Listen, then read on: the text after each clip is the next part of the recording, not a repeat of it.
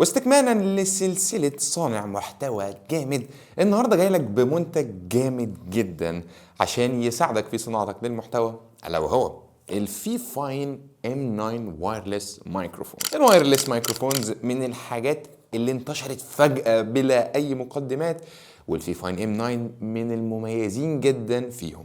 خلينا نبدأ. السلام عليكم، ازيك يا غالي؟ الاخبار معاك احمد صدومه. اللهم صل وسلم وبارك على سيدنا محمد.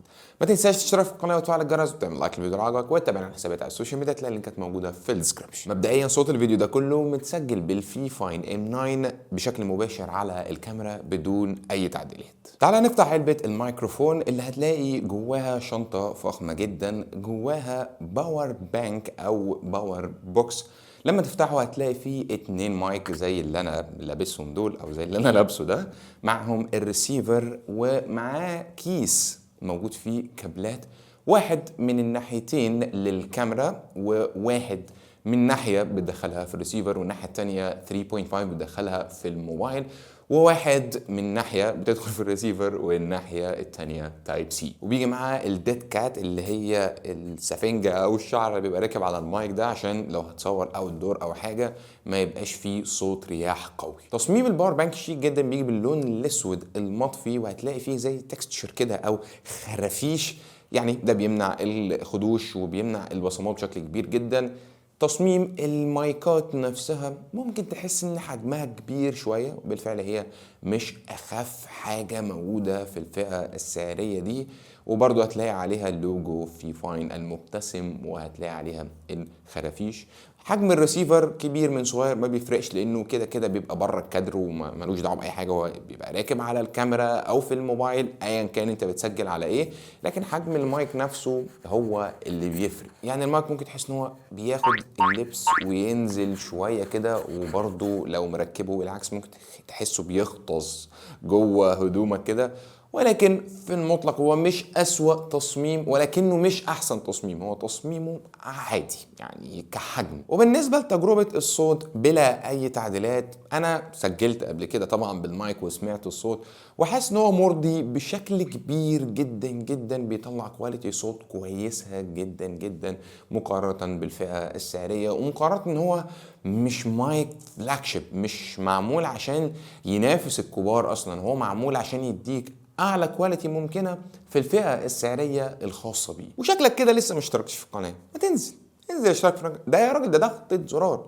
اشترك في القناه عشان يجي لك الجديد اول باول، وتقدر تتفرج على الفيديوهات اللي بنساعد فيها صناع المحتوى بشكل كبير جدا، سواء كان ترشيحات او نصايح.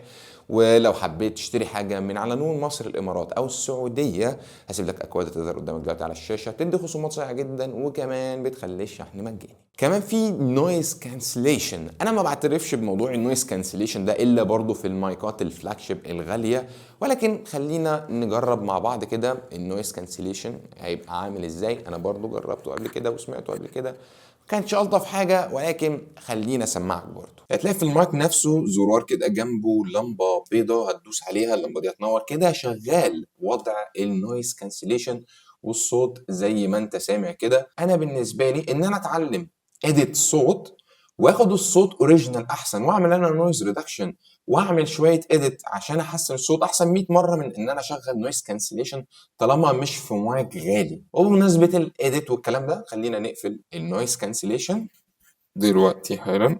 اوبا، ثانية واحدة بس، عشان أنا في التصوير معرفش إزاي قلت على النويز كانسليشن.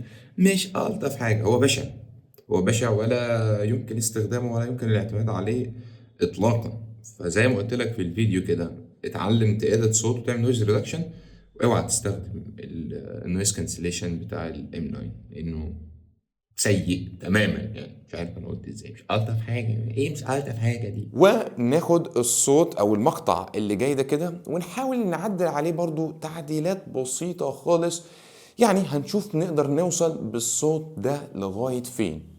يلا بينا. الجزء ده متعدل على الادوبي اوديشن عشان يعني مش عارف اقول ايه اصلا عشان 1 2 3 4 5 6 7 8 نشوف الفي فاين M9 لما نعدل عليه هناخد منه كواليتي فعلا نقدر نعتمد عليها بشكل كبير، ولا هيبقى اي كلام. وكمان الفي فاين ام 9 تقدر تعتمد عليه لما تحب تطلع لايف على الموبايل بتاعك. يعني دلوقتي لو انت الموبايل بتاعك تايب سي، تاخد الوصله اللي جايه معاه، واحده في الريسيفر وواحده في الموبايل. ساعتها بتحس ان حجم الريسيفر كبير شويه، ولكن برضه مش هيفرق معاك، خاصه لو انت حاطط الموبايل على هولدر او حاجه وتبدا تتعامل في اللايف بتاعك عادي خالص، سواء كان انستجرام، يوتيوب، وهكذا. برضو التصوير بالموبايل مفيش اي فرق تقريبا عن الصوت اللي انت سامعه قبل الايديت، يعني لان كل ده معمول عليه ايديت. خلينا كده نلغي الايديت. الصوت بيبقى على الايفون زيه زي الاندرويد، زيه زي الكاميرا، ولكن كلما كان الموبايل فلاج شيب واغلى، كلما كان استقباله برضو للصوت بيبقى اعلى شويه. اكيد مش هنقارن مثلا الايفون 15 برو ماكس تسجيله الصوت بجهاز ب 3 او 4000 جنيه اندرويد، فاهمني؟ او حتى ايفون قديم ب 3 4000 جنيه، عشان الناس ما تفكرش ان انا بعنصر يعني. لو حابب تعمل بودكاست او تعمل مقابلات مثلا في الشارع او حاجه، ومش عايز تكلف بقى ومايكات غاليه وبتاع، تقدر تستخدم المايكين اللي بيجوا في العلبه، وهتبقى مرضي جدا بالنتائج. ده غير انك لو بتصور اوت دور تقدر تبعت المايك عن الريسيفر بالارقام حوالي 100 متر، ولكن طبعا ما حدش بيعمل كده يعني. ولكن لو انت من الناس اللي بالفعل بتصور اوت دور ومحتاج يبقى في رينج معقول جدا جدا من غير ما الصوت يقطع لما تبعد عن الريسيفر، ده موجود جدا في الام 9، مفيش اي مشاكل يعني. وبمناسبه حلقات البودكاست اللي بتبقى طويله والتصوير اوت دور والكلام ده، فما تقلقش، طول ما المايك مشحون بالكامل فتقدر تاخد منه حوالي من 5 ل6 ساعات. ما اعتقدش ان في حد ممكن يصور او يبقى فيه يوم تصوير اكتر من 5-6 ساعات يعني. ده غير انك لو خلص منك شحن لا قدر الله وانت بتصور لوحدك، تقدر تطلع المايك التاني. طب لو انتوا شخصين بيصوروا او انت بتستخدم المايكين باي شكل من الاشكال، تقدر تحطه في الباور بانك يشحن شويه وترجعه تاني. طيب بالنسبه للسعر، فللاسف الفي فاين ام 9 مش موجود بشكل رسمي في مصر، ولكن لو لقيته، وباذن الله هتلاقيه عند الناس اللي بتستورد يعني من بره وكده، هتلاقيه في رينج سعر حوالي 5000 جنيه، او لو عايز تشتريه من بره هتلاقيه في رينج من 70 ل 80 دولار، او ممكن يبقى في اماكن عامله عليه عروض اقل من كده، ممكن يوصل ل 65 دولار، بس لازم تعمل حسابك في الجمارك والكلام الجميل ده. طيب وجهه نظري بقى، بعيدا عن الحجم اللي هو برده مش ازمه كبيره، لان في مايكات اغلى منه من براندات اكبر بكتير كمان، حجمها اسوأ من ده بكتير ووزنها اتقل من ده، الا انه مايك ممتاز جدا جدا وبيطلع كواليتي صوت مقبوله بشكل كبير. وتقدر تاخد الباور بانك في جيبك كده ومعاه بس كابل من الكابلات اللي هتستخدمها، وهو بورتابل جدا وتقدر تعتمد عليه بشكل كبير جدا جدا، طالما ما بتشغلش النويز كانسليشن.